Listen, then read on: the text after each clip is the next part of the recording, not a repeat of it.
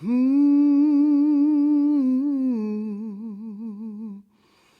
Hmm. Hmm.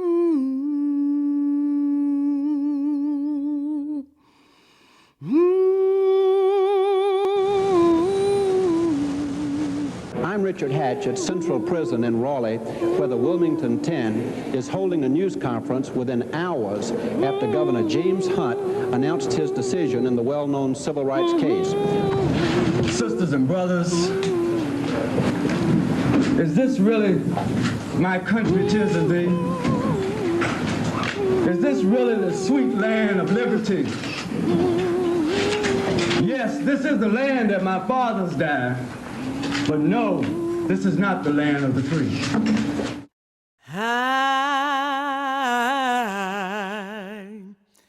I want that freedom.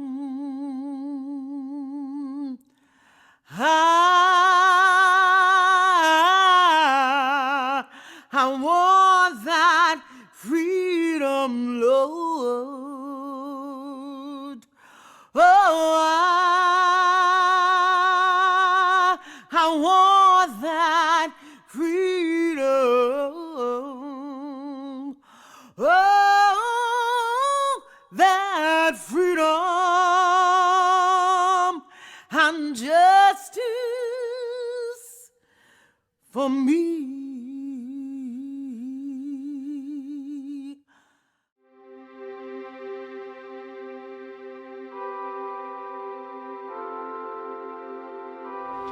I learned a long time ago not to get involved in anything you don't believe in. Amen. I believe in freedom. All right. I believe in equal justice for all of God's people. When I was in prison, inmates are normally, they do a profile on me. So when I was in Central Prison, the prison psychiatrist interviewed me. He said, "What did you dream about last night?" I said, "Escaping." He said, "What?" He said, "Young man, I said, "You're a psychiatrist, right? If I wasn't dreaming about escaping, then I would be sick." Who's going to be in prison and be so comfortable you don't think about getting out?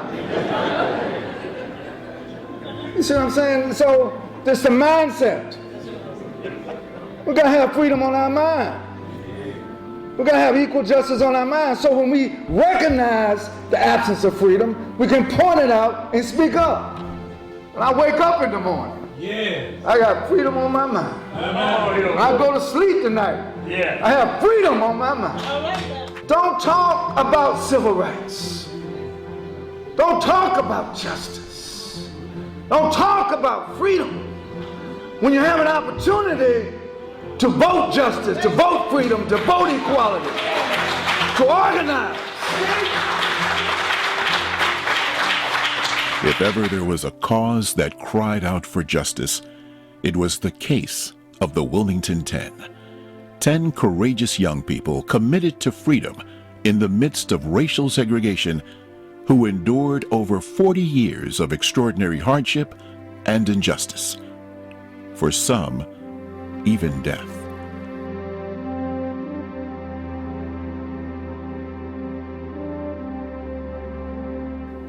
This film not only tells their story, but also chronicles the role of the African American press, black newspapers that reported truth to power and led the way in fighting that injustice and exposing the hatred and ignorance that unjustly denied the Wilmington 10 their freedom, but never their dignity.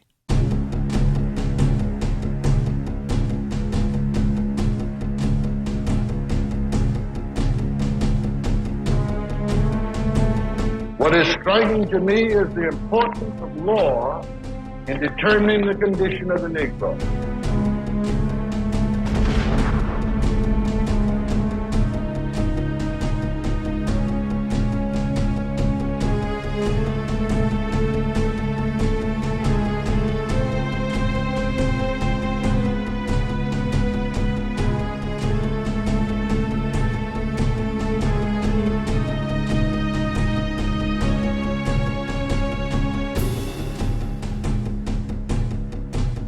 School desegregation in the South led to bombings last night and court appeals today. In Rocky Mount, North Carolina, 2 dynamite explosions damaged a school that was scheduled for integration on Monday.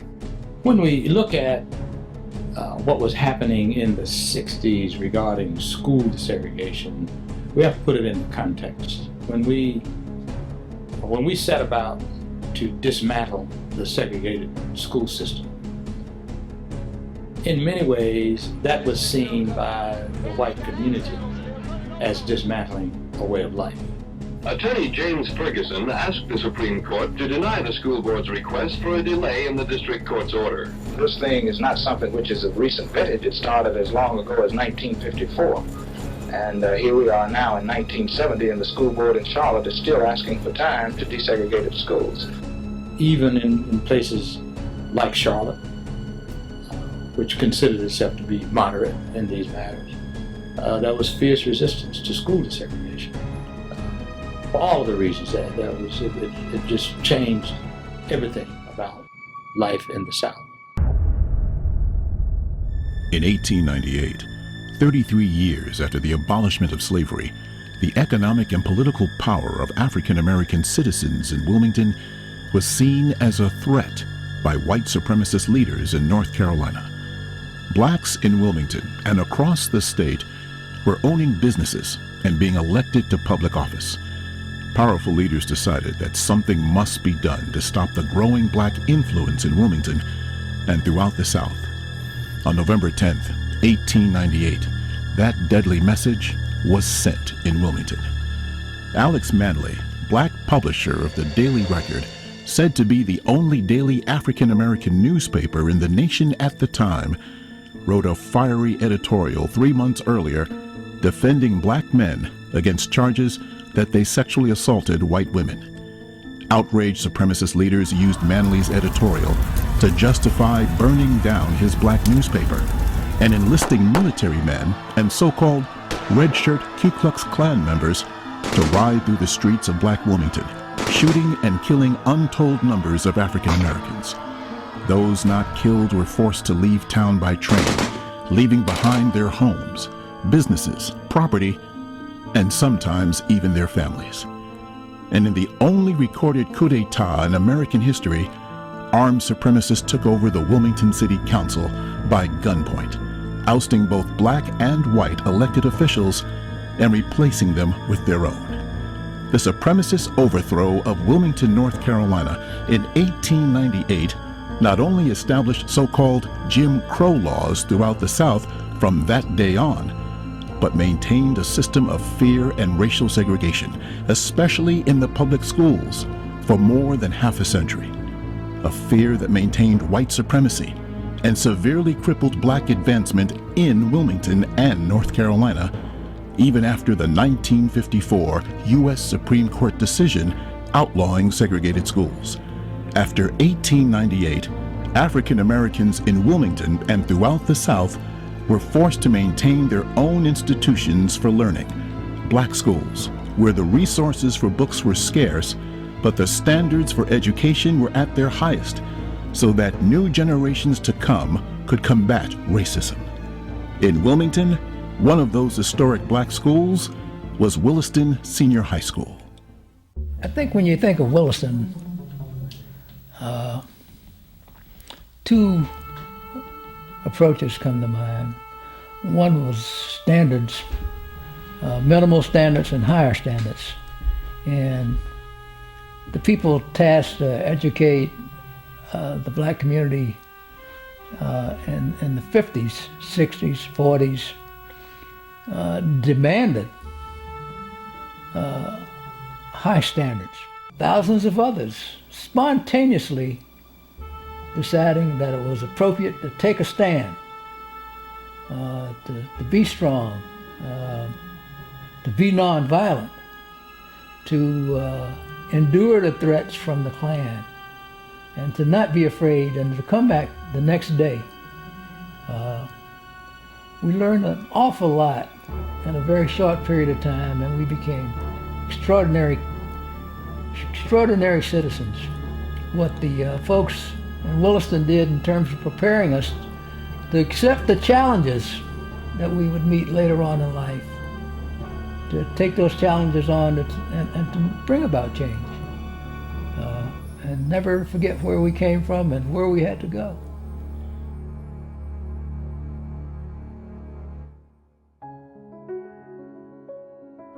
Like Joseph McNeil, there was yet another historic Williston Senior High School alumnus of note, and he was the publisher of Wilmington's longtime African-American newspaper, the Wilmington Journal. His name was Thomas C. Gervais.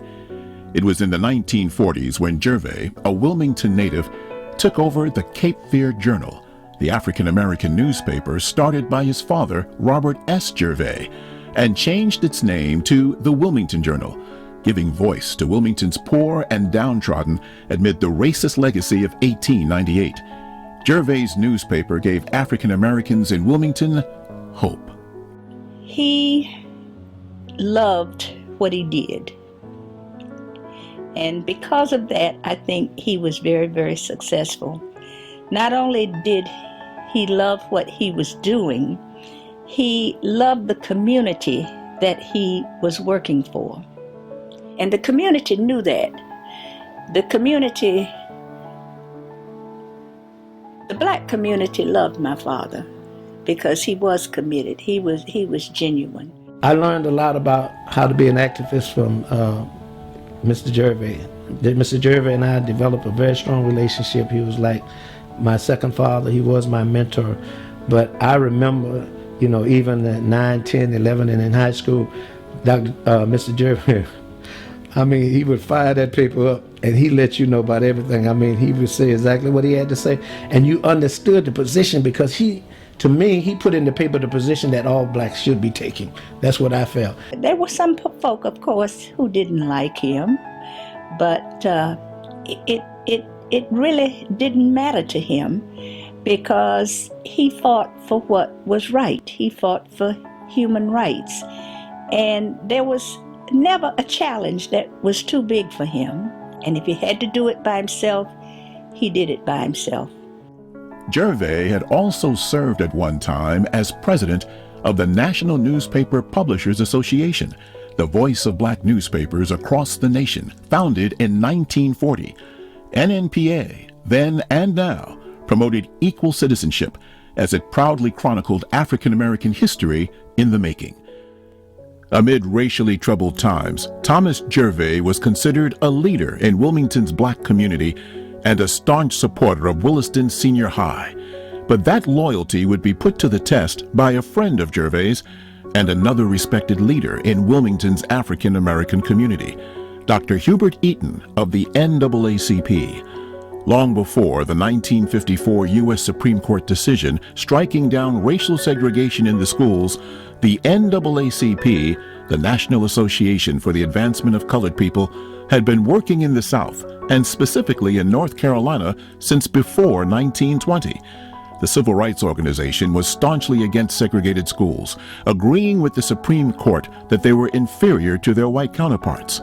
In Wilmington, Dr. Eaton filed a federal lawsuit in March of 1964 against the New Hanover County Public School System on behalf of his young daughter, Carolyn, challenging the school board to end segregated schools. 10 years after as I stated, after the 54 decision, I began to make some contact with the Legal Defense Fund to file a suit here in Wilmington, simply to request that the Board of Education obey the law. And that was the beginning of the integration of the schools in New Hanover County. At the time, it was felt that some black students would be sent to all white schools, and some white students would be sent to all black schools, like Williston Senior High, which was academically considered just as good, if not better, than its white counterparts. As with other North Carolina school districts, the New Hanover Board of Education dragged its feet following the directives of the federal court to desegregate, claiming that there was nothing wrong with its racially segregated school system. But then, in 1968, two dramatic events happened that changed the course of history for Wilmington and the world. Like anybody, I would like to live A long life, longevity has its place. Like other major American cities, Wilmington exploded in violence. On the day he died, Dr. King was supposed to be in Wilmington, taking part in a voter registration drive at Williston Senior High, arranged by Dr. Hubert Eaton.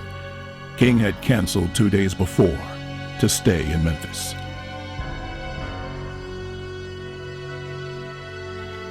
That was just the first blow to Williston's African American students. Just 2 months later, in June 1968, the New Hanover School Board, under growing pressure from the federal courts to submit a comprehensive racial desegregation plan in answer to Dr. Eaton's 1964 lawsuit, did the unthinkable, in what many believe was a spiteful and racist slap to the face of Wilmington's African American community. The New Hanover School Board voted, as part of its overall plan, to immediately discontinue the county's only black high school, Williston Senior High, and send its 900 black students to predominantly white New Hanover High and John T. Hargett High School in the fall. Williston Senior High was shuttered so quickly that very little of its proud banners, trophies, or history could be saved. The school system had it all thrown away. Many in Wilmington's African American community were outraged, and so was publisher Thomas Gervais of the Wilmington Journal. My father was a graduate of Williston, and he loved Williston. He loved Williston dearly. He did not want Williston closed or Williston demoted from a senior high school to, at that time, a junior high school. It is now, of course, a middle school. But other black leaders, including Dr. Hubert Eaton, who had gotten the school board to build a new high school for Williston in the 1950s, said Williston had been so underfunded by the county and its facilities so far behind those of white high schools that closing it now was best for the black community. Mr. Gervais was listening to the community and knew it was his responsibility to voice what the community was feeling. Dr. Eaton was listening to his attorneys and knew that they had done a comprehensive research regarding the discrimination in New Hanover County. So that's sometimes where you had that clash of ideas. The sudden closing of Williston Senior High meant that black students were literally being thrown into schools and environments they were never fully prepared for in the segregated world they grew up in. Many of their teachers and classmates were now white and hostile, where at Williston the black students were class presidents, academic achievers, and outstanding athletes, all encouraged to be their very best. At their new schools, they were nobody, and were treated that way. And while the history and tradition of Williston was something these black students deeply cherished, it meant nothing to anyone else in their new world. A lot of times you were treated just by tone and temper as a second-class student, like a second-class citizen, the way you were talked to, you were talked down to. The desegregation of all New Hanover public schools also meant African American teachers who formerly taught in all black elementary and secondary schools were now forced to integrate predominantly white schools, and they too were met with hostility and disdain from white colleagues, students, and parents. I was actually afraid to go to Bradford School. I just remembered you, standing up there. You were the only black person in there. The teachers let me know they were uncomfortable because one lady told me, I've never seen a black, I've never worked with blacks, never been around blacks, and I can't accept it. I had tissue. I perspired. When I finished, I wiped my face. All the tissue was ... over me. That's because I was afraid. But I stood up. Nobody saw it. But I just felt it. Well, went in the classroom. She has this very pleasant, soothing voice, and at the same time, she's someone who commands respect. So the kids in the class respected her immediately. I respected her, and I can't say the color made any difference to me. She's my first teacher, and see, I remember the parents crying out there. Because I remember going home that day and asking my mom, why was everybody crying? They didn't want that black teacher. And so that's what she tried to explain that to me, and she said, you're going to go in there. The other kids are going to follow the lead of other kids. That's right. We're going to talk to the other parents. That's right. They're going to come around. That's right. And did they have misconceptions about black people from wherever they got it from? Home, parents, neighborhood? Yeah, they had misconceptions. What kind of misconceptions? Because they thought that I was related to the monkeys. Had a child actually say that? They would tell you that. They had one or two would come out and say it. Where'd they get that from? Mama. It came from home. But your mother, a few of those whites put their arms around me, and they helped me to feel secure, and I taught even harder. I gave it everything that I had. Oh my God, you just don't know. You have to walk in my footsteps to know how I really felt.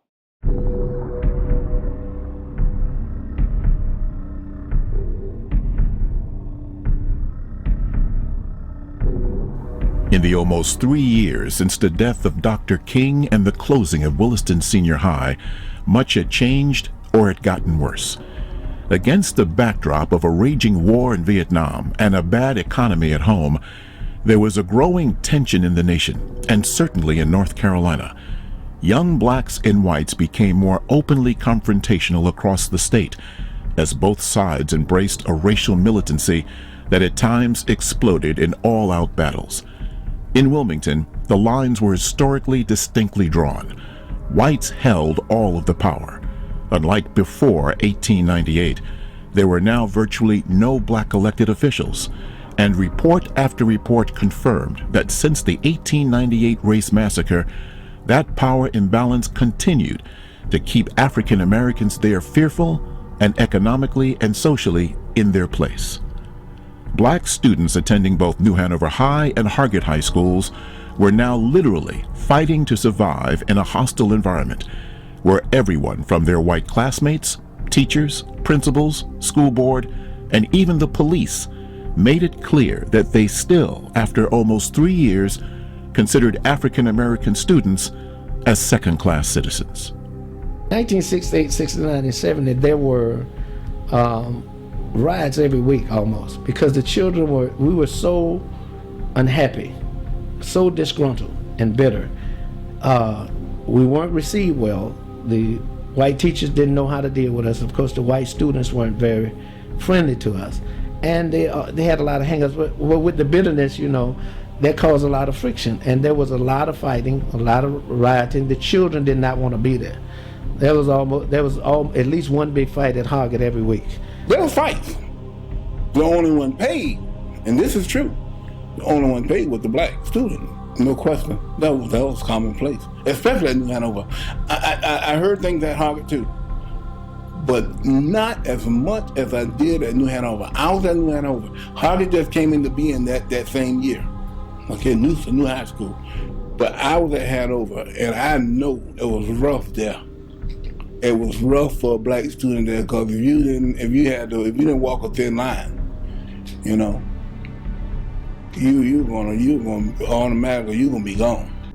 Tensions were indeed building, and the resolve of African American students was hardening, especially after a black student group went to the New Hanover School Board requesting permission to commemorate Dr. Martin Luther King Jr.'s birthday, and were told no.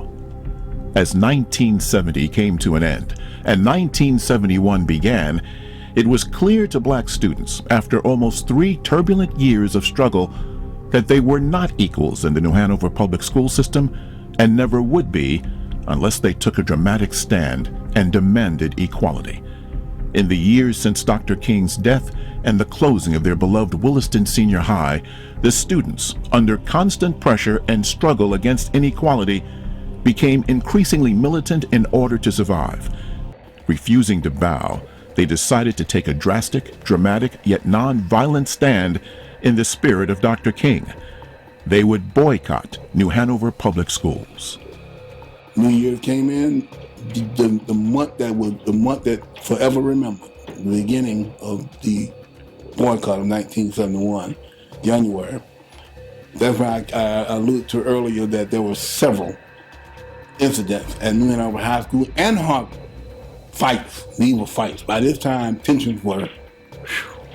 A young lady by the name of Patricia Rose, who was very outspoken and already was into the confronting things on campus with the principal, John Scott. She would always be in his face confronting them about something not going on with black students. That was right.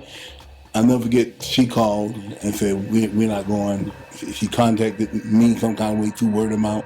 And when about 7 of us first came together, said, we're not going. We're not going back. We're going to boycott. Boycotting the schools was a powerful strategy, the black students felt, for it would call attention to the injustices in New Hanover Public Schools and pressure the school board and Wilmington's white power structure to at least listen. Racial segregation since the violent upheaval of 1898 left Wilmington's struggling African American community at the whims of powerful business and political interest that did everything to maintain control. For the students, this would be a non-violent showdown. Ironically, most black students knew nothing about 1898 because their families were afraid to talk about it for fear that a race massacre could happen again. Still, the students knew that the time had come to make a change, or else they too would have to bow to oppression. Following in the footsteps of Williston alum Joseph McNeil and the Greensboro Four, Dr. Martin Luther King Jr., Malcolm X, and other courageous fighters for civil rights, the students decided that now was their turn. But, to their shock and amazement, they would have to do it alone. Beyond librarian Bertha Todd, who was now transferred to Hargett High School, and Thomas Gervais, who gave the students voice through the Wilmington Journal, no other civic or church leaders in Wilmington's African American community would step forward to support the students or speak out for them. They were alone. We met and we were supposed to go and try to find a better haven to boycott, a place to boycott. And we went to a lot of them went to our respective churches in the black community, but most of us got a no. We couldn't do it. And that's where Templeton comes in. His name was the Reverend Eugene Templeton, the young white pastor of Gregory Congregational United Church of Christ, a black church in the heart of Wilmington's African American community. Gregory Congregational is a member church of the National United Church of Christ, a progressive denomination that strongly believes in diversity, human and civil rights. Gregory Congregational already had a strong record of activism on issues of poverty and equality by the time the 24-year-old pastor took over just 2 years earlier. And Templeton, who had been inspired after meeting Dr. Martin Luther King Jr., was deeply committed to the activist tradition. But now, both he and Gregory Church would meet their greatest challenge. A white girl had stabbed a black boy. The white student was allowed to continue in school. The black student was expelled for being stabbed. And for the small group of students who had been working as leaders and organizing in the school, that was too much for them. So I got a call in my office, and there were several students. Patricia Rhodes was the most vocal one of them, who came to my office, and she said, "We've been looking for a place where we could have a walkout out at the school to protest what has happened in Wilmington. We've just had it. This is not workable, and we want all the black students to walk out. And I looked at her, because I had known her from the poverty program work, and I said, do you really think they'll follow you? And she said, I don't know, but let's give this a try. Reverend Templeton embraced the cause of the boycotting black students, even after their own black pastors, who shunned social activism and were afraid of white backlash if they had gotten involved, rejected them. Is it terrible to say it didn't surprise me? I had been trained in a very different seminary environment. My theology was not quite the same. I had been exposed to liberation theology, but what they were doing seemed very right to me. And if you live in Wilmington, and you just have that daily experience of knowing when you're in the white community, the roads will be paved. When you're in the black community, the roads aren't paved.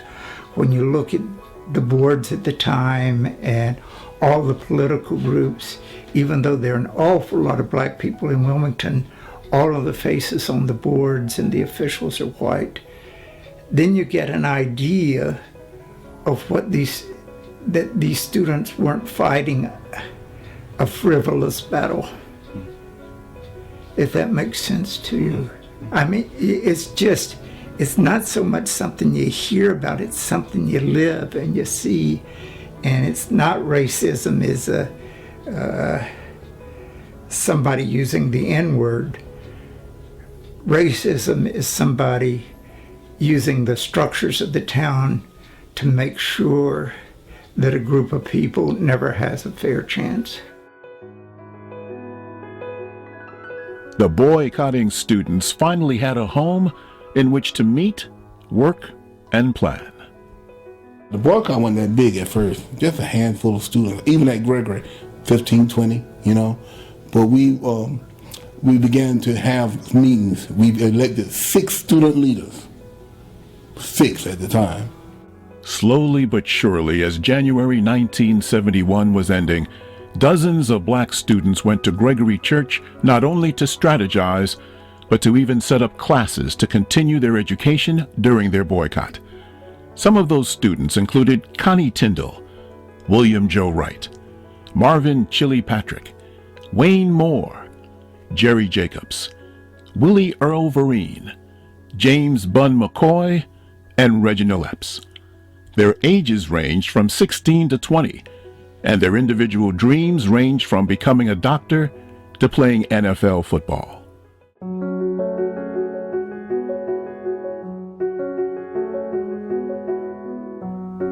As the students moved forward, it became clear that they needed more experienced civil rights leadership if they were to successfully press their case for equality with the powers that be. Reverend Eugene Templeton called his superiors in the United Church of Christ for assistance. Reverend Templeton's request for someone experienced to come from the United Church of Christ to help give the boycotting students in Wilmington direction for their cause landed on the desk of the Reverend Leon White, a respected veteran civil rights leader who had once worked with the Reverend Dr. Martin Luther King Jr. Reverend White was the director of the North Carolina-Virginia chapter of the United Church of Christ Commission for Racial Justice, which addressed issues of racism in the region. In consultation with Reverend Aaron Johnson of the Good Neighbor Council, Reverend White decided to choose a veteran civil rights activist who everyone agreed was seasoned enough to help guide the boycotting students in their mission to bring about meaningful change, yet charismatic enough to gain their respect and trust. The spirit that he had, not afraid to challenge the establishment, not afraid to challenge the white power structure, with a determination to stand for justice and righteousness for black folk. His name was the Reverend Benjamin Franklin Chavis, Jr. He was a youth leader. See, most of us forget this liberation struggle was not won, not W-O-N, by established adults. It was really won by young people that had a vision, and Ben was able to give those young people, because no one person went to struggle. But Ben was able to give them a vision, and he was able to give them leadership. At the age of 12, young Ben Chavis led a successful protest against the segregated library in his hometown of Oxford, North Carolina. He had also worked with Dr. King in the Southern Christian Leadership Conference and had proven his leadership skills in dealing with the closing of another black school in Vance County, North Carolina. Chavis was a graduate of the University of North Carolina at Charlotte, and his great-great-grandfather was the Reverend John Chavis, a free man who fought in the Revolutionary War and became a renowned North Carolina minister and educator. At the age of 23, Reverend Ben Chavis had the experience to go to Wilmington to help the boycotting black students, but even he could not know how fiercely the powers that be would react to his presence. So by the time the United Church of Christ sent me to Wilmington in 1971, I was not an outside agitator. Wilmington was already agitated by the attempt to dismantle Williston Senior High School. And so I went to Wilmington, coming from Oxford. I was proud to go on behalf of the United Church of Christ and to meet the Reverend Eugene Templeton, to meet the brothers and sisters at Greater Congregational Church, to meet Roderick Kirby, who became Kojo Nontambu, and to meet who came to be my co-defendants in the Wilmington 10.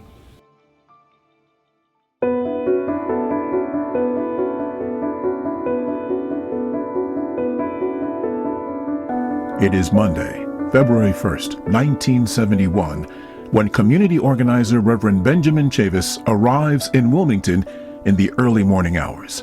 He immediately goes to Gregory Congregational Church, where he meets Pastor Eugene Templeton and his wife, Donna. Chavis also meets with some of the boycotting students. I was so impressed with these young people who had already made up their mind that they were going to struggle for freedom, justice, and equality. My job as the organizer was to help them. That first day, that morning, I got them to put their grievances down on paper, which became the 10 demands, which were published in the Wilmington Journal, the black newspaper in Wilmington. I met Tom Gervais, strong editor-publisher of the Wilmington Journal, part of a family of black journalists, the Gervais. And I met his son, Tommy, who was a photographer and a writer for the Wilmington Journal. I had an interview that morning. I had only been in Wilmington maybe 2 hours, and I had an interview from the Wilmington Journal about what was going on in Wilmington, what we intended to do. Wanted to get the students' demands out, set up meetings with the school board, the county commission, the mayor, the school superintendent. You always exhaust existing channels. Even though you may know these channels don't work, you have to exhaust them. Chavis meets with Wilmington Police Chief H.E. Williamson as well, telling him that black citizens there deserve equal protection. Reverend Chavis's job is not to lead the students, whom he's impressed with for what they've accomplished thus far, but lend direction, guidance, discipline, organization, and even inspiration to their cause. My first thought about Ben was, what he gonna do? You know, because Ben was at that time he was a little slender dude. He was 6 feet of nothing but bones as far as I was concerned. I was always kind of a muscular kind of person. And I was like, this little dude, what is he gonna do? You know, but then I heard him talking. I was like, oh yeah, he tough. He ain't scared. You know, he wasn't scared. I could tell that. And he had a strategy. He knew what he wanted to do. He knew what it would take for the kids to get what they needed. And this is 71 now. This is just 3 years after Dr. King's assassination. People needed to be revitalized. People needed to be inspired. People needed to be uplifted. That was my job. And so we had mass meetings every night at the church. You know, parents came with their children. Children sometimes brought their parents, even a little reluctantly. What amazed me about Wilmington, North Carolina was this was a movement of young people. There were not that many adults. came out of their self-imposed shells. Some of shells of fear. Because Wilmington was a place, if you were known to be involved in the movement, you would lose your job. But on that same day, school superintendent Haywood Bellamy issues a statement, in essence telling the black students to end their boycott, assuring the public that the schools will remain open and that the school board is considering some of the black students' grievances. The next day, February 2nd, the student boycotters, along with the Reverend Ben Chavis, respond at a press conference, making their demands clear and saying that if they are not met by 12 noon the following day, the, quote, racist New Hanover School Board will realize they are serious, meaning that hundreds of students will walk. Their demands included the immediate reinstatement of suspended black students, the inclusion of black history in the school curriculum and black speakers, black coaches added to the staffs, an end to police harassment, an end to physical attacks by male faculty, and the stopping of white non-students coming onto campus provoking fights. In a separate document, parents of black students are urged to support the boycott. I believe the main reason that we went for it was we recognized how important it was to have a quality education. And your parents pushed for that. Basically, all we wanted was to create an environment that was conducive to our needs, and we were not allowed to do that. Black kids at the time didn't have the opportunity to know about themselves, you know what I'm saying? Or didn't know too much about no history of black people. So that generation was demanding that I want to know about my people and where I came from. As the stakes were being raised in the boycott standoff, more people from the community began coming to Gregory Church in support, including a young white mother of 3 named Ann Shepard. Shepard was a dedicated community organizer and local member of the Good Neighbor Council who worked in Wilmington's African American community to help low-income families. Shepard supported the black students' cause. She made a comment one time that, it was something she felt like she had to do, not just for those children, but for all children, that one school shouldn't be better than another school because you have more white children going to this school or people of a higher income going to this school. It's the children with less that actually need more. At the heart of the student boycott was Dr. King's principle of nonviolent confrontation, and boycott leaders like William Joseph Wright, who aspired to be an attorney, were firm about holding to that high standard for their cause. But little did Wright or the others know that the violence caused that night by those not connected with the boycott would soon sweep Wilmington and overshadow the black students' efforts. In fact, they would ultimately, but unjustly, be blamed for it. There was a lot of people taking advantage, just to for their own purpose, and I admit they were black and white, and had nothing to do with the church. Because the church was isolated. As growing violence engulfs Wilmington, Reverend Chavis and hundreds of boycotting students marched downtown to the school system headquarters on Wednesday, February 3rd, demanding to speak with Superintendent Bellamy without results.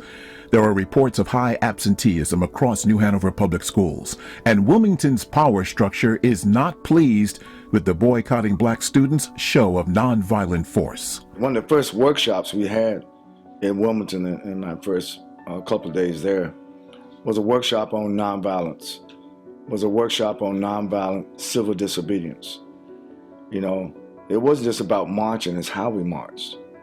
I wanted to make sure that the young people in Wilmington, because they were angry about what had happened in Williston. They were angry about the violence in the schools. But I learned from Dr. Martin Luther King Jr., the movement had to be liberating.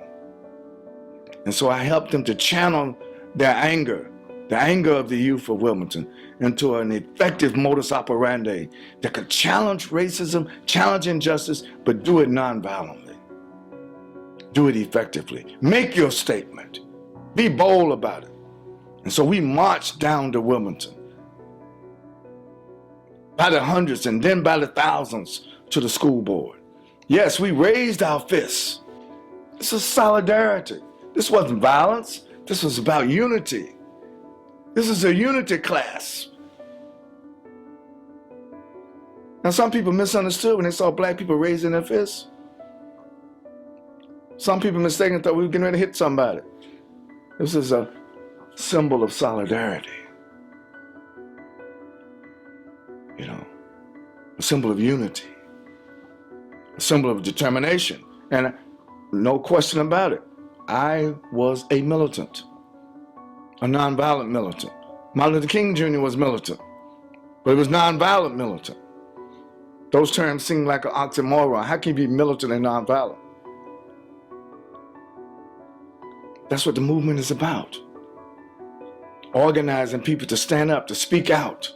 That militancy now makes Gregory Church even more of a target.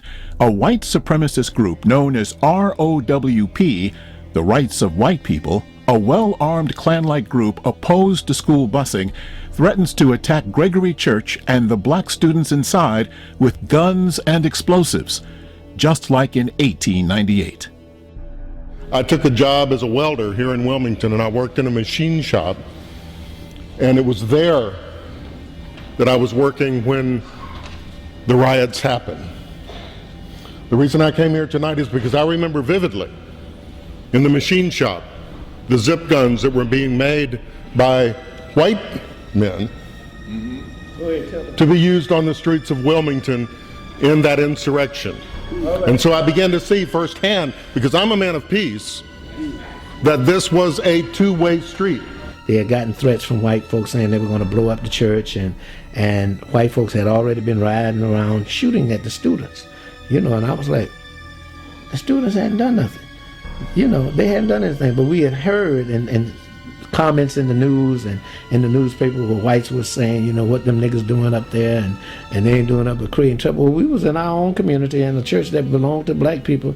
We weren't doing anything to them but raising our voices and making people understand that, you know, there was a need for more facility in terms of what black folks wanted and what they needed, especially in the school system. We wasn't expecting the white community to backlash like that. We decided we're not leaving them. We're not leaving them alone at night. We're gonna stay in the church, and we got it from him. We asked them, and they said yeah. And then we decided to bunk down. We wasn't there but 2 nights before the shooting started. We were there when that shooting started on Wednesday night. I'll never forget it. They said they were gonna come and shoot up the church. We were gonna stay, but we really didn't believe that. And I'll never forget, it was late, first it came by early, the white truck came by early, about 9:30 going on 10 as I remember it. But it was earlier in the night, they began to show riding around, and somebody came in the church and said, there's a white truck with 3 white men in it. They're riding around the church. You know, there was no guns at the time, no guns at the church. No one had brought any guns, because like I said, we were nonviolent. I want to say about 12:01. Fire opened up. Some of us already bedded down in the corner, so we were sleeping on the floor of the church, and fire opened up. And the guys who were standing watch, they weren't standing watch with weapons, they were just standing watch. We had people standing watch. We were organized pretty good to be young as we were. But a lot of it had that to do with Ben, too. He organized us and thought we should have a watch, everybody take watch, keep eye on the church. And fire came, shots rang out. The violence engulfing Wilmington not only included the destruction of businesses downtown, but ROWP members riding through Wilmington's black community shooting indiscriminately at people on the streets. Reverend Templeton, whose life was being threatened by phone repeatedly, and Reverend Chavis demanded that Mayor Luther Cromartie declare a citywide curfew to quell the violence.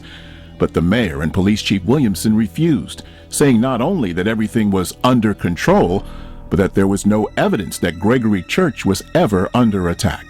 It was very interesting, the kind of thinking that was going into decisions that they made. Who would the chief listen to in the community? there were some people who thought that he had a lot of connection with the people, the rights of white people, and the Ku Klux Klan. And he could kind of control that element with his contact with them. With the mayor and police chief's refusal to protect Gregory Church, things were now so dangerous and out of control in Wilmington that the Reverend Leon White, the North Carolina director of the United Church of Christ Commission for Racial Justice, personally goes to Wilmington to pull Ben Chavis out, fearing for his life. The church was concerned that they did not want its staff person caught in a situation that was very volatile and about to explode. I really did not want to leave, but I was an employee of the United Church of Christ Commission for Racial Justice. I followed my orders. At 6 a.m. on that Thursday morning, February the 4th, I get a call from the Honorable Robert Scott, the governor of North Carolina. We need you to go back to Wilmington. Wilmington is about to explode, and we believe that you can help keep the peace. After getting the green light from Reverend Leon White to return, Reverend Chavis drives back to Wilmington only to find the city was now beyond control. With no curfew, a tiny police force, fires being set, the school board refusing to address the black student demands, and white supremacists attacking the black community and threatening to blow up Gregory Church in a planned assault, chaos reigned. Black citizens took up their arms and went to Gregory Church to protect the young people from attack. The media were blaming the, quote, black militant Chavis, the outsider, they called him, for the turmoil.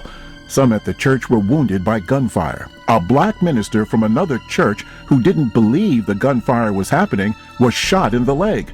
Police and citizens report being shot at. As the weekend approached, Reverend Chavis sent the youngest boycotters home where they could be safe. The older boycotting students had voted to stand strong for their cause and stay at Gregory. But as the citywide violence grew and the ROWP continued their attacks on Gregory, it was becoming clear that the cause now was in trouble and refuge at Gregory Church was becoming too dangerous to continue. The threat of the bombing of the church really affected me. I couldn't wrap my head around it, that people would actually bomb the church. On Saturday, February 6th, a handful of the older boycotters stayed with the pastor, his wife, and Reverend Chavis, afraid that they would fall victim to attack. Chavis stayed with the Templetons the entire day as the pastor prepared for Sunday service. Outside, sentries stood watch in front of the church, which had been blocked off, and at the corners, watching as vehicles with armed white men continuously drove by. It would be later that evening when the first of 3 tragic events that would change the course of North Carolina history occurred. First, a small Greek-owned store named Mike's Grocery around the corner from Gregory Church, which had been set on fire before, was now firebombed again. But was nobody ever talked about it, anybody ever even considered talking about let's go around the corner and burn them down? I mean, that was out of the question. We had never even discussed anything like that or thought about anything like that. Whoever started Mike Grocery took advantage of what we were trying to do at the church, you know, and it became the crux of everything for the Wilmington 10 because, of course, they finally had something close proximity to the church. And when the charges came down, everything was based on Mike's Grocery. But now, as a matter of fact, I'll never get Saturday night since February 6th when Mike was burning. I remember some people came in and said, "Hey, Ben, Mike's Grocery is burning and there's some houses next door, man. Those people need help." Every male in the church ran over there to that area and began to help move people. I'll never get me and Ben together moved out of a sofa of somebody's house, and we were helping them get their stuff out because it was burning. I mean, it was hot. And, you know, we saw it just like everybody else. But yet, They made dinner part of it, they made everybody, and we just wasn't. We wasn't. Police and firemen alleged that they were fired upon by snipers from Gregory Church as they tried to put out the grocery store fire. Then, one of the student boycotters who was guarding the corner, Steve Mitchell, is fatally shot by a police officer who alleges Mitchell tried to shoot him, though others dispute that, and no gun was ever found. And then the next morning, of course, I went to church. And then after church, we went back up to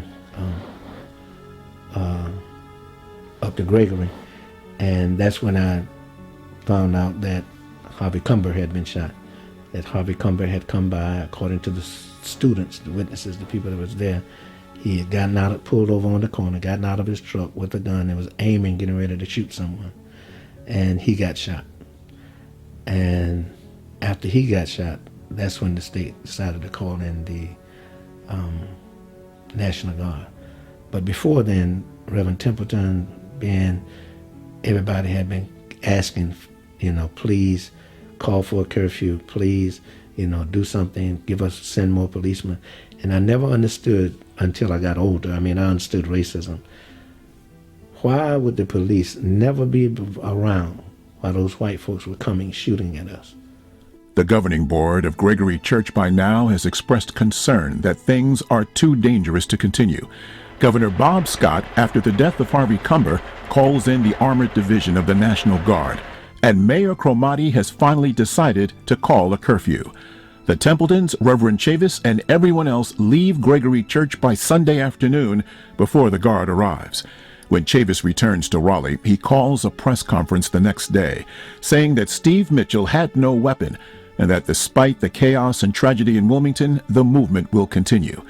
Meanwhile, when authorities search the Gregory Church property, among the items they report they find are medical supplies to treat the wounded, empty shell casings and ammunition boxes from those in the community who went to protect the church, and 6 sticks of dynamite. Source unknown. No guns were found at the church, and police never admit to finding bullet holes in the bricks of the building. Later that week, Reverend Chavis returned to Wilmington to participate in the funeral of Steve Mitchell. We were told that it was too dangerous to have the funeral.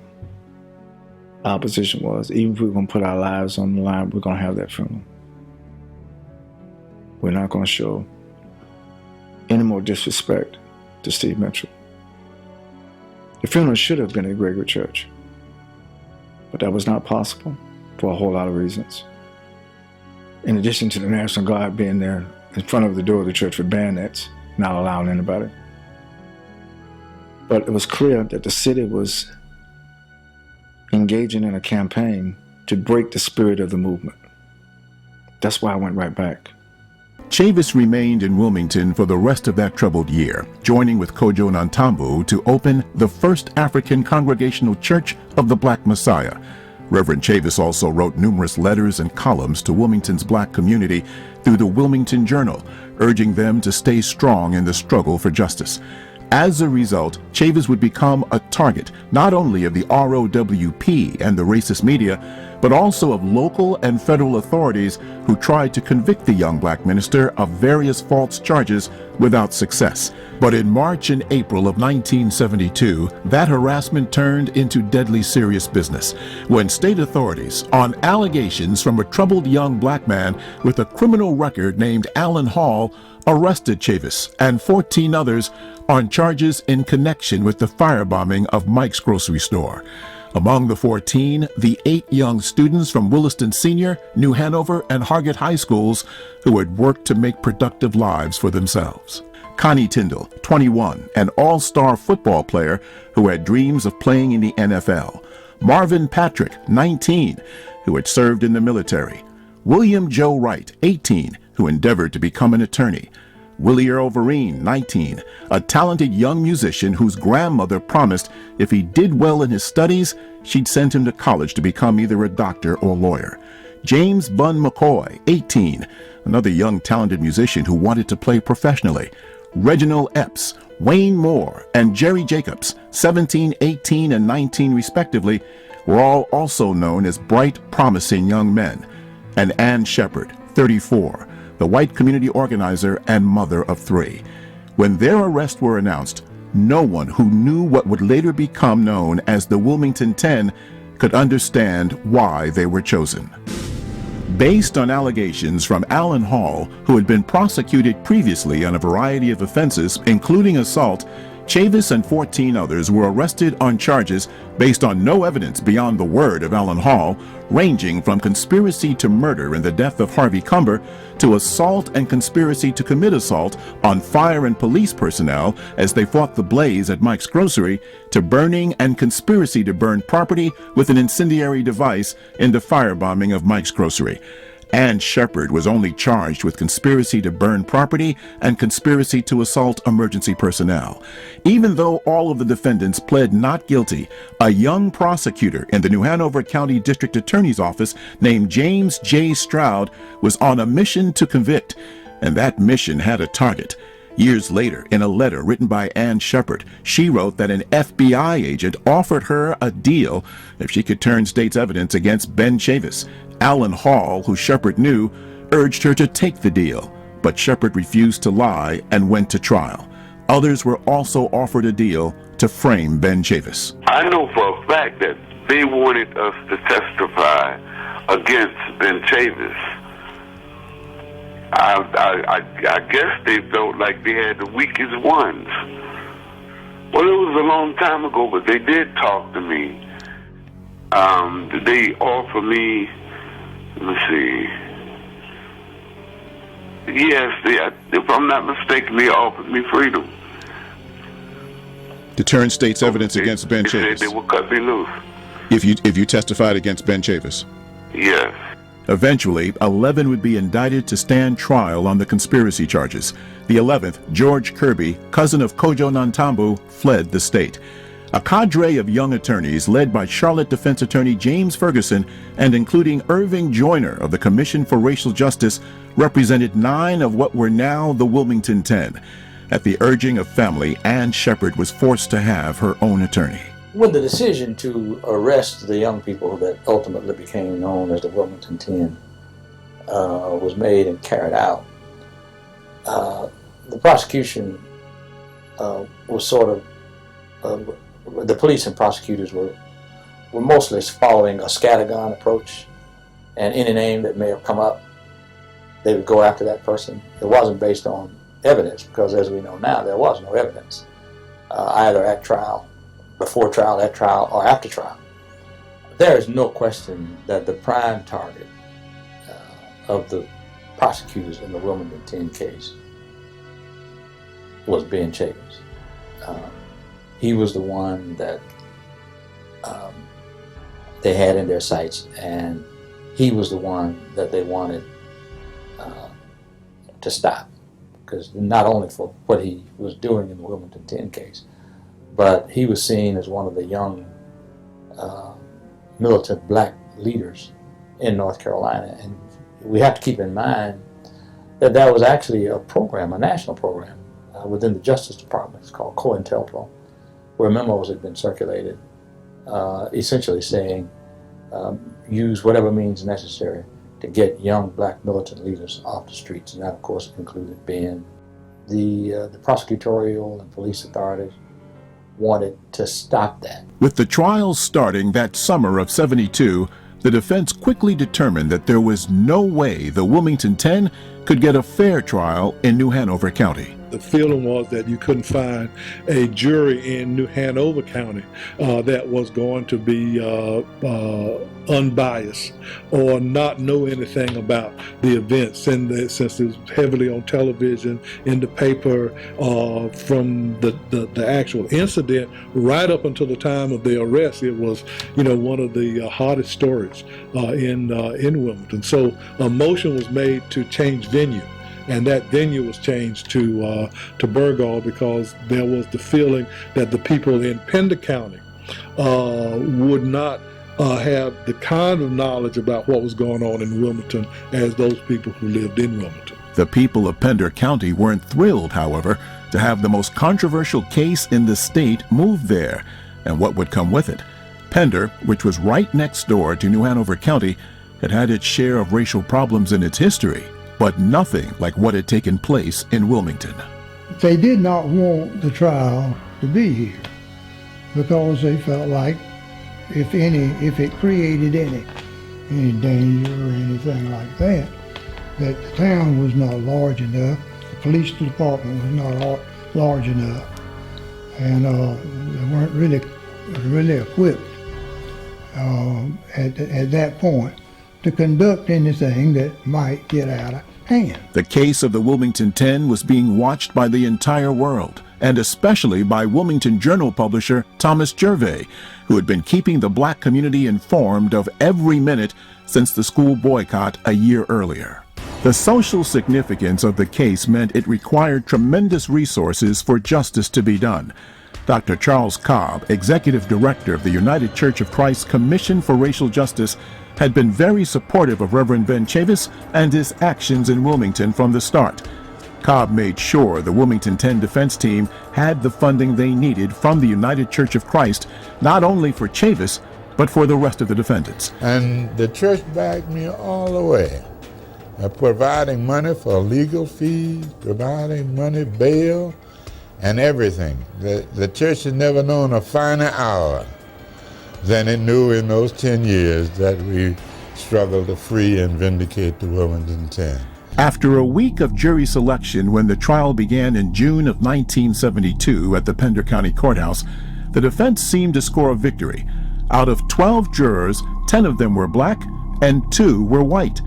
A fair jury of the defendant's peers was impaneled, the defense thought, which meant Chavis and the rest of the 10 had a fair chance at justice. But then, suddenly, right before testimony was to begin, Jay Stroud, the young prosecutor, communicated to the court that he was ill and could not proceed with the case.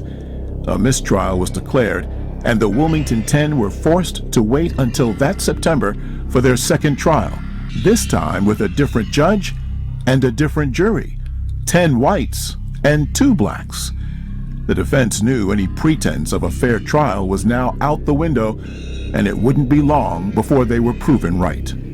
Alan Hall, the troubled young man with a criminal history, mental instability, and a deep resentment against Ben Chavis and the student boycott movement for not including him because of his antics, became the star witness against the Wilmington 10 at trial, testifying that Chavis not only passed out guns at the church, but also fired weapons at police the night of the Mike's grocery store fire.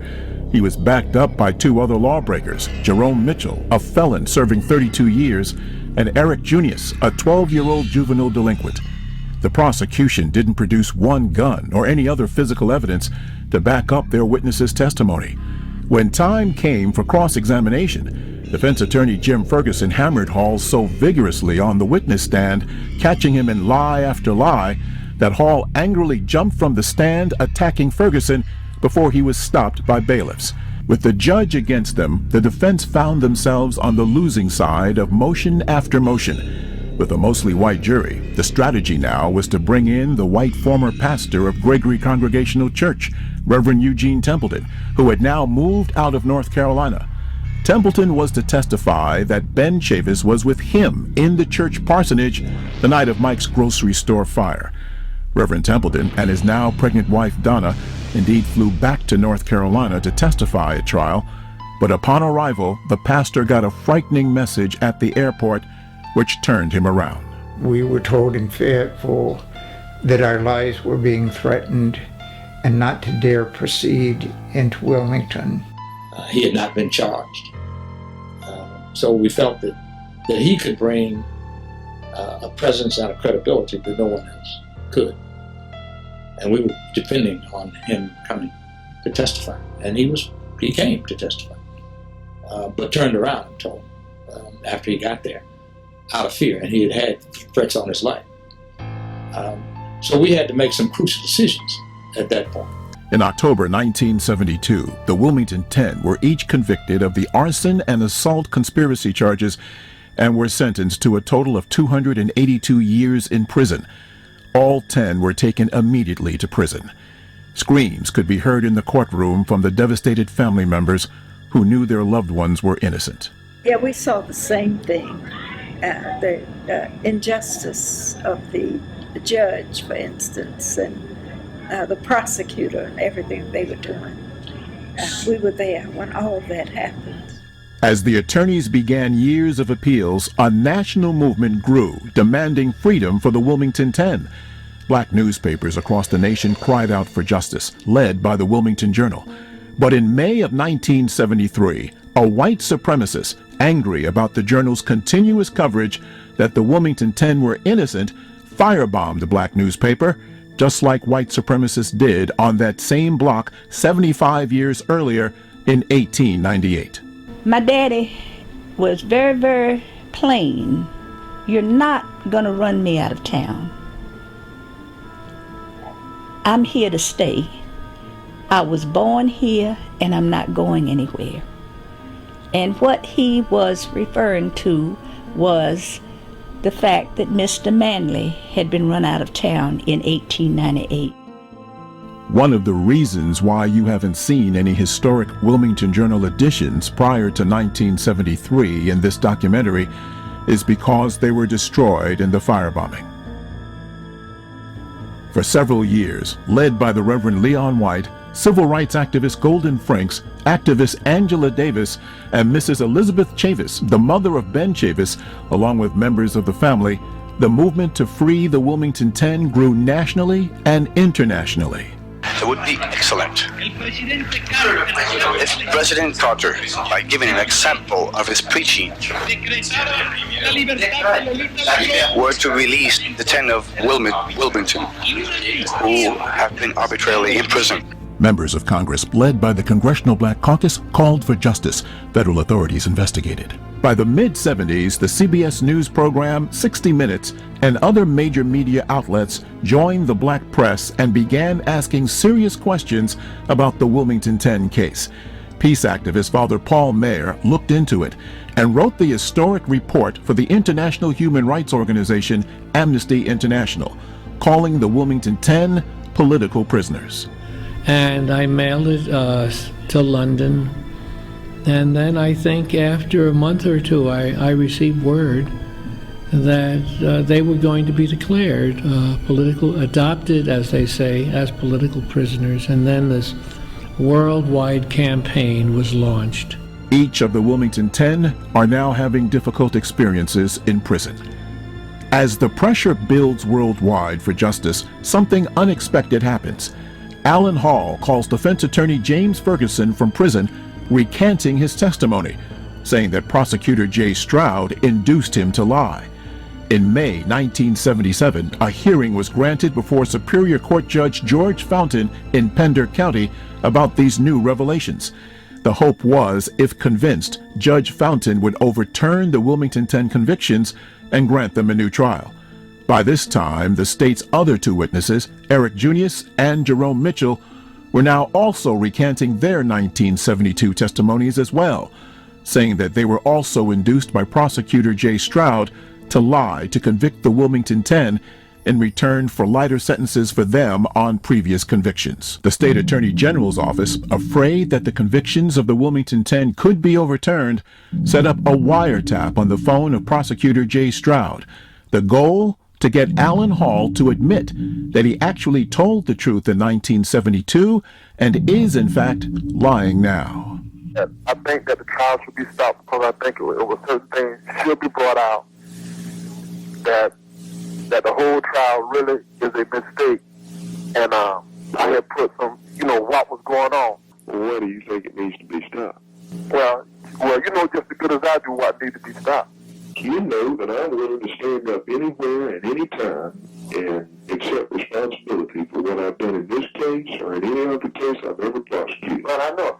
So you know I didn't do anything wrong, and I know I didn't do anything wrong. You taping my conversation? No. The Hall tapes are played in court, but to no avail.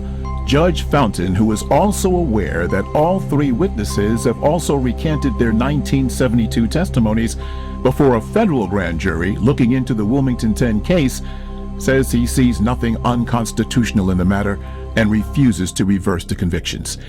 It was a big blow to the defense, which was also exhausting appeals and legal avenues to the North Carolina High Courts and the U.S. Supreme Court. Appealing to the U.S. Fourth Circuit Court of Appeals, a court known to be conservative, was one last hope. Another was lobbying the new governor, James B. Hunt, a moderate Southern Democrat who many felt had big national aspirations. Hunt said he wanted to study the Wilmington 10 case and make a final determination once all of the state appeals had run out.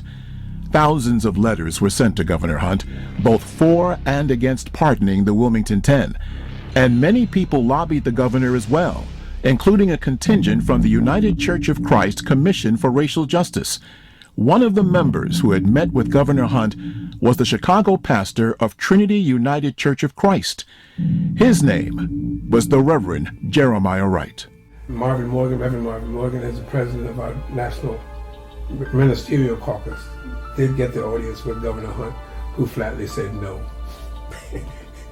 In January 1978, after months of buildup, Governor Hunt went on statewide television and delivered his decision. I cannot and I will not pardon these defendants. I satisfied myself that these defendants had been guilty of the crimes that they were convicted of. The 12-member jury had been correct in their decision. But I also was convinced that the sentences, prison sentences they were given, were too long. Early release from prison, but no pardon. The next day, at an extraordinary press conference at Central Prison in Raleigh, Reverend Chavis and the rest of the Wilmington 10 blast Governor Hunt.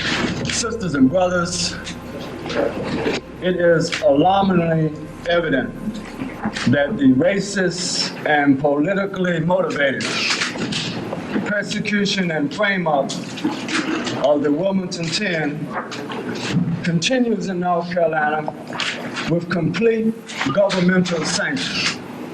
Slowly but surely, each member of the Wilmington 10 have their sentences reduced and are released from prison.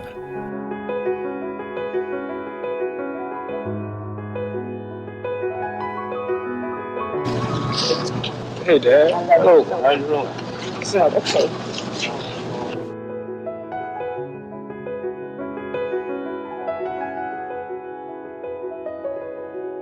And then, on December 4th, 1980, the U.S. Fourth Circuit Court of Appeals overturns the convictions of the Wilmington 10, citing gross prosecutorial misconduct, questionable judicial conduct, and the giving of gifts to witnesses, including a mini bike and special favors to Alan Hall, Eric Junius, and Jerome Mitchell to commit perjury.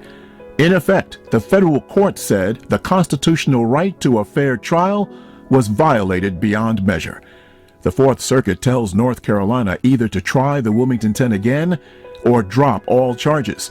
The state does neither, thus putting all 10 in legal limbo until state officials make up their minds. By this time, though, members of the Wilmington 10 are having a hard time adjusting to life after prison.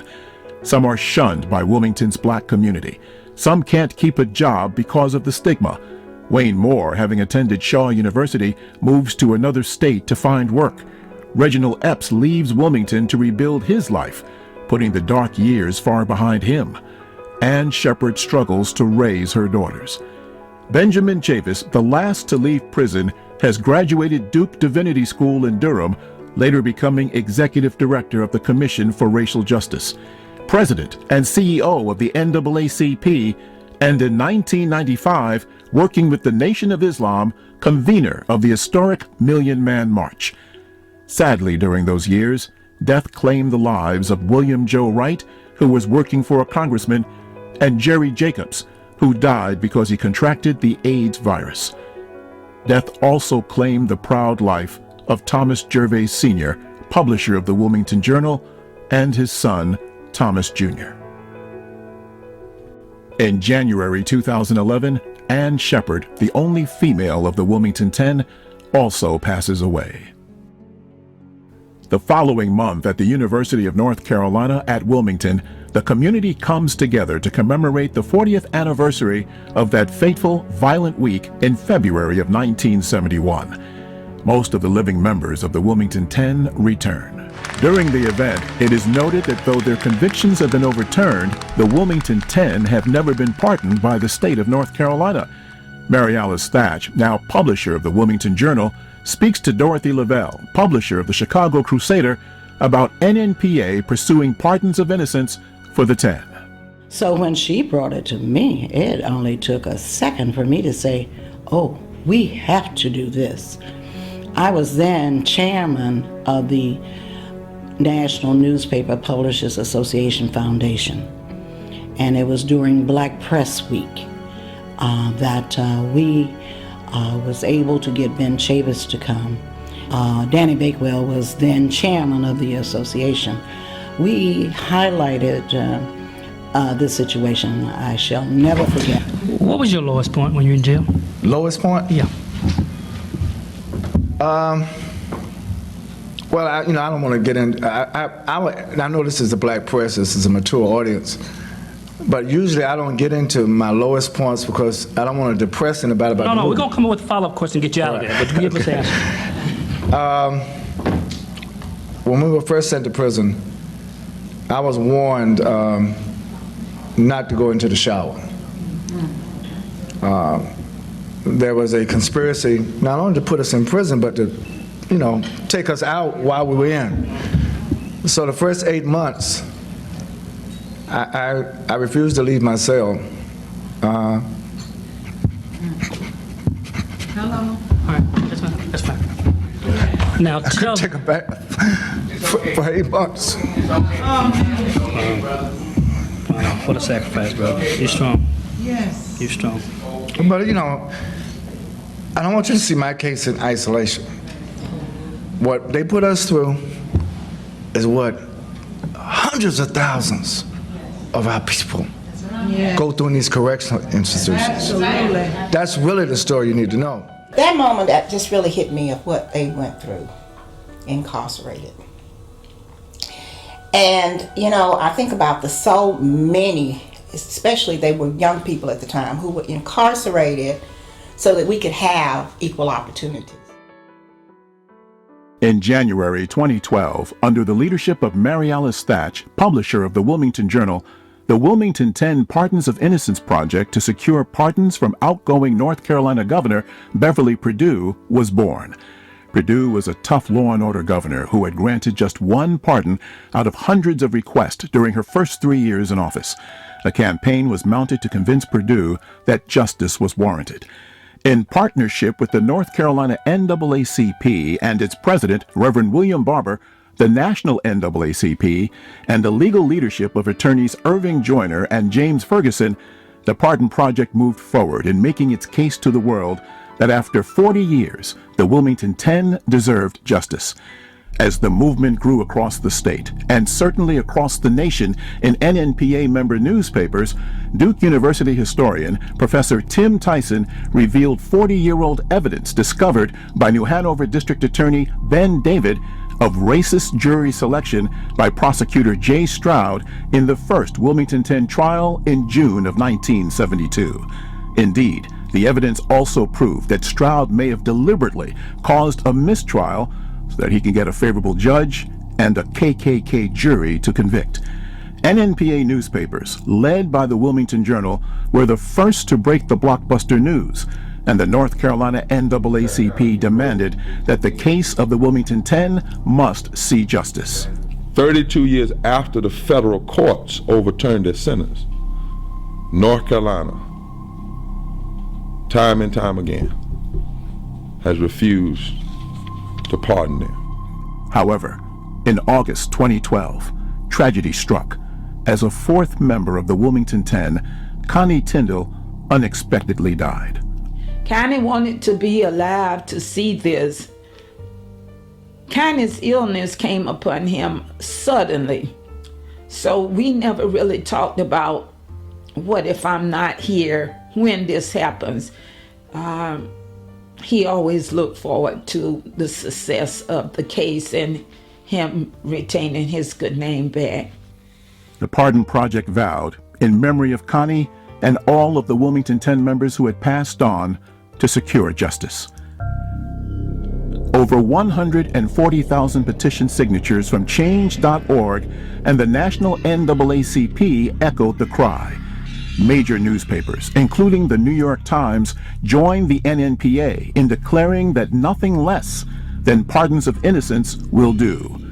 Then, on December 31st, 2012, just before she left office and under great pressure from powerful interests who counseled her not to do so, Governor Beverly Perdue, calling the false prosecution of the innocent defendants, quote, naked racism, issued pardons of innocence for the Wilmington 10.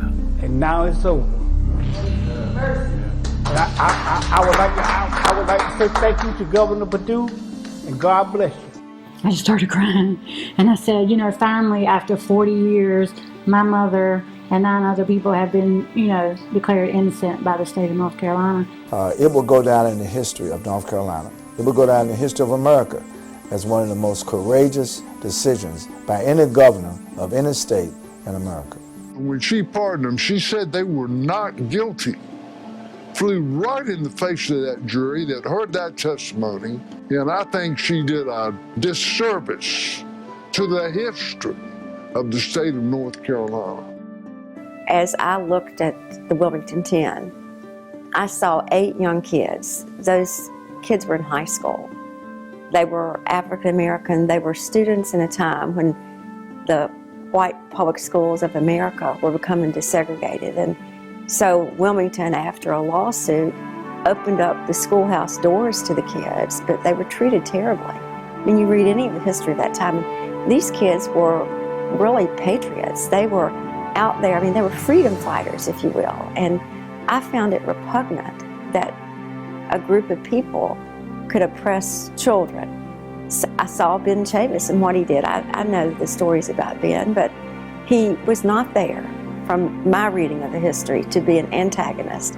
He was there to be a protagonist. He wanted to do what King's dream was all about, do it peacefully and let words and emotions carry the day, not weapons.